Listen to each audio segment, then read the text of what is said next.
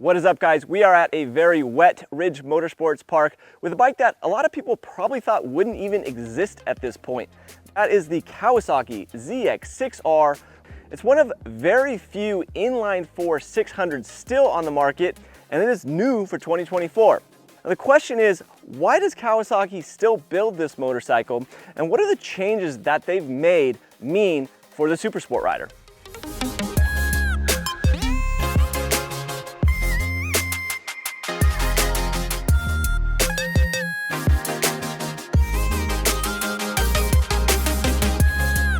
So you can't talk about a Kawasaki ZX-6R without talking about that 636 engine. This is the same engine that Kawasaki has used since 2013.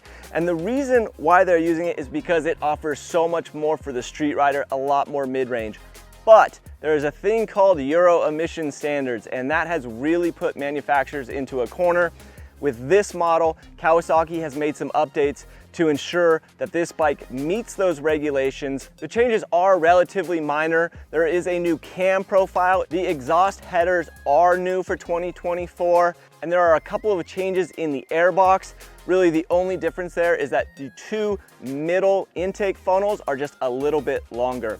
Most of those changes are for compliance sake, but it's also changed the power curve on this bike a little bit. So power is gonna be shifted even more into the mid-range. There's a little bit less peak power. It's not making such strong power up top. Kawasaki says it's peaking out right at about 13,500 RPM, but you still have that really strong mid-range character that this bike has kind of always been known for. So we've been talking about power curve since this engine was introduced in 2013. It is a shocker how much that extra 37cc displacement makes a difference out on the racetrack, or even if you go out and go on a street ride. This thing jumps off the corners in the way that a 600cc bike just doesn't. It's got so much mid-range grunt. It just makes it an easier motorcycle to ride on the track. That top end, it does feel a little bit softer than before. The bike just kind of signs off a little bit earlier, not having that extended RPM range up top, and with it making peak power right there at about 13,000 to 13,500 RPM. So you're kind of into that rev limiter pretty quick, so that is something that you have to really think about when you're out riding. There is a little bit more of a challenge because you got to make sure you get that upshift as you're getting out of the corner, not bump into that rev limiter, because on a 600 that really does kill your drive. But overall, this is a really flexible engine. It makes going out to the track, doing a track day, so much easier because you're not worried so much about spooling the thing up. You can carry that corner speed, and you're not fighting any extra gear shifts, maybe even having to go down to first gear in tighter corners or things like that, that you might have to do on a 600.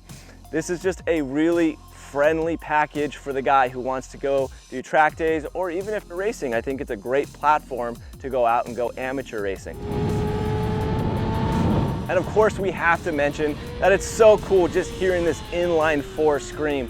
We're starting to see so many of these parallel twins work their way into the market and kind of be a little bit of a replacement for some of the bikes that were in the super sport category, but there is nothing quite like hearing a 600 at full song out on the racetrack, and I think a lot of people really appreciate that, and so it's really still nice to have a package like this available and out on the market. Another big change, and probably one of the bigger changes for 2024, is going to be in the electronics. The biggest thing there is a new 4.3-inch TFT display. Now, we've been asking for some of the Japanese manufacturers to bring a TFT display into this category for a long time, and it really does make a difference from a visual perspective. If you're buying a brand new bike in 2023, 2024, it just makes sense to have that TFT. We're seeing it everywhere else in motorcycling. Really good to see Kawasaki moving that direction and having it here. Really no big issues. It's a very simple system. It's nothing too advanced, not a lot of modes to go through. This bike actually has integrated ride modes. That's not something you had before. There is a sport, a road, a rain, and a customizable rider mode. You can adjust the power delivery, so you have a full power option and a low power option. And then on the traction control side, you've got 3 modes plus off. So 1, 2, 3, and off. I do want to mention that that traction control is not IMU based, so it's not lean angle sensitive. It's just using wheel speed, gear position, throttle position, and RPM. Now, the system works. This is essentially the same system that was on the bike before. We rode for the most part on our dry sessions yesterday in level 1, and it's not overly intrusive. I mean, it's a quick cut to it. Now I think the difference in this system and some of the other more modern systems that you're seeing in other parts of motorcycling is the newer systems, the newer, more advanced systems, they really help modulate traction and help with that drive grip more consistently, where this is just like, hey, we're gonna throw a blanket over this real quick, make sure you're not losing grip, and then boom, you go on your way. So could you go faster around a racetrack with a new, more modern system? Maybe so, but what this thing does is it just makes sure you have that safety net, and it does so without really overly hindering your drive or just your ride experience. It's a really nice system to have. You have that safety net. I never felt like any cuts were so aggressive that I wanted to turn the system off. So great to have it here on the ZX-6R. Lastly, as it pertains to electronics, gotta talk about that quick shifter. It's not an auto blip up and down like you might see elsewhere in motorcycling. It's just a traditional quick shifter for upshifts only. It works as you'd expect it to. Nice to have because you're gonna be shifting quite a bit on a 600, so works well. Nothing really to complain about there. Would it be nice to have an auto blip down? Sure. Would it help you go a little bit faster around the racetrack? Yes, but you've got some electronics here and that's really what matters. So those are all the updates from a performance and mechanical standpoint, but you'll also notice that this bike has some updated styling. The biggest difference is in this front fairing. It's a little bit more sleek, a little bit more stylish, and better aligned with what is in the rest of Kawasaki's sport bike lineup. Now you'll notice all LED lighting, that it now includes LED turn signals. The side cowl is gonna be a little bit different. No changes to the tank or the tail section, so just enough to give it a little bit of a fresh look. A little bit of a performance advantage maybe from an aerodynamic standpoint, but overall just a really good, sleek looking motorcycle. Now, what I do want to say when we're talking about looks and feel and ergonomics here is that it's still a very tight, cramped motorcycle. I think that's probably even more cramped than some of the other 600s on the category. Hey, it is what it is. No differences in the riding position compared to before, so if you've sat on a ZX-6R before or just a sport bike in general, you kind of know what you're getting in this case. There's really not a whole lot to talk about in terms of chassis because this is the same perimeter frame and Showa suspension that Kawasaki has used since the bike was introduced in 2013. It's got the Showa separate function big piston fork on it and a piggyback shock out back. The only really new items here is that the bike is going to roll on Pirelli Diablo Rosso 4 tires, and the front brake discs, while they are still a 310mm disc, they're now round versus the old pedal style.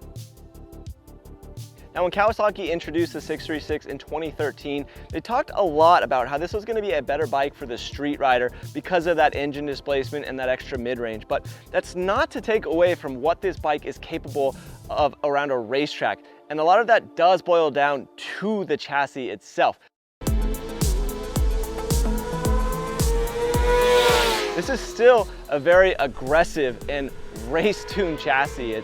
It's a bike that works well around a racetrack and wants to be pushed. And that is really cool to see and feel because that's what makes a 600 so great. It's a bike that's not overwhelming in terms of power, but allows you to grow and develop as a rider because it's got that really good chassis underneath you that can be pushed.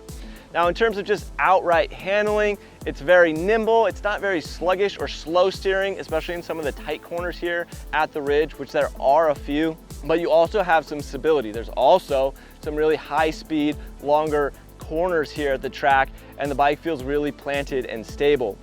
Now, as for that Showa suspension, admittedly, it's not my favorite suspension package ever. I've never really been a huge fan of that separate function fork. You kind of get into the corner, kind of off throttle, and you start to get a little bit of a movement to it, and it's really hard to dial that out. Now, I will say that the kind of softness that's built into this bike through that suspension does help it, around town and when you're riding on the street, maybe some of those rough roads that you're going to experience up in the canyons and things like that. Is it the best suspension package ever? I don't think so, but there's enough there to still go out and have some fun. The same thing is true with the brakes. Now, it doesn't have that really aggressive initial bite or a lot of power through the pull. They just work, they get the job done.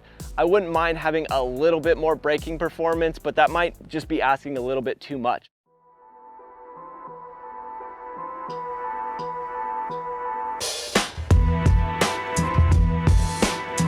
So early on I asked, why does Kawasaki continue to build this bike when we're seeing such little interest from other manufacturers in this space? And I was able to talk to some of the folks here at Kawasaki, and they had some really interesting points. They've seen so much interest and so much success in their Ninja 400 and smaller displacement sport bikes, and it's really important to get people from that small displacement bike up into their leader bike, and having a modern, stylish ZX-6R is a really important part of that equation.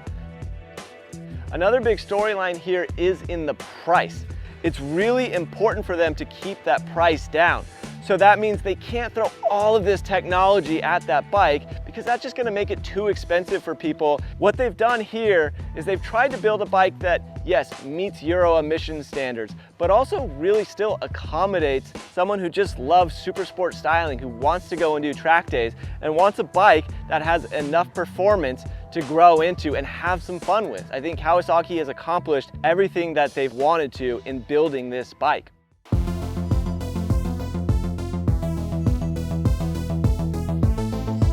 Now for us, the biggest thing is having that 636 engine. It is so nice having that extra mid-range grunt. We love 600s, always have the sound, the feeling of pushing one around a racetrack, but having that little extra mid-range grunt and power just makes such a difference out on the racetrack and on the street. It makes it such a fun package to ride. We love the fact that Kawasaki is continuing to invest in this package and keep it around. You may have thought the ZX-6R was going away, but it's not. It's here to stay. It looks good as ever, more technology, and we've had a lot of fun riding this bike. As for us, we're gonna hit the road. Hope you enjoyed watching this video. Be sure to hit the like button, subscribe, and if you've got any questions about the ZX-6R, drop them below and we'll try to get you some answers.